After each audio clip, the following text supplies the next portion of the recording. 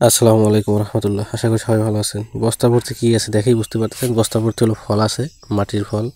এই যে কাঁঠাল আছে, লিচু আছে, কলা আছে, আম আছে, বাহারি রঙের ফল, এবং বস্তা ভর্তি শুধু তার ভিতরে পলিথিন পেছানো আছে। তো আমরা একটা ডিসপ্লে দিয়ে পলিথিনগুলো ছুটলে অনেক সময় পেপার পেছানো থাকে, তবে এর যাত্রায় আছে পলিথিন পেছানো। যে দেখেন 2 পিস কলা, 2টা আলাদা আলাদা পলিথিন। এটি দেওয়ার কারণ কি? এটা দেওয়ার কারণ যাতে আপনার ফলগুলোর মানটা নষ্ট না হয়, অর্থাৎ রং সং যাতে না ওঠে। তো এই কারণে দেওয়া হয় যে পলিথিন খুললে সামান্য সে একটা জরিতে রাখতেছে, জরি থেকে রাখার পর সেখান থেকে আবার ডিসপ্লেতে দেওয়া হবে।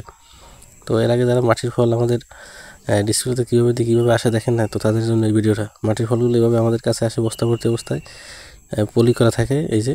তো সেখান থেকে আমরা পলিটা ছুললে এরপরে আমরা এই ফলগুলোকে আপনার ডিসপ্লেতে দিয়ে দিই। যে এগুলো হলো মাটির ফল, রং টং যা করা সবই মাটির, কিন্তু দেখলে আসলে আসল মনে হয়, কিন্তু আসল ফল না, এগুলো মাটির ফল। অনেক সময় পোলাপান এসে মুখে দেয়, পোলাপান তো মনে করে খাবার ফল, কিন্তু আসলে এগুলো মাটির ফল।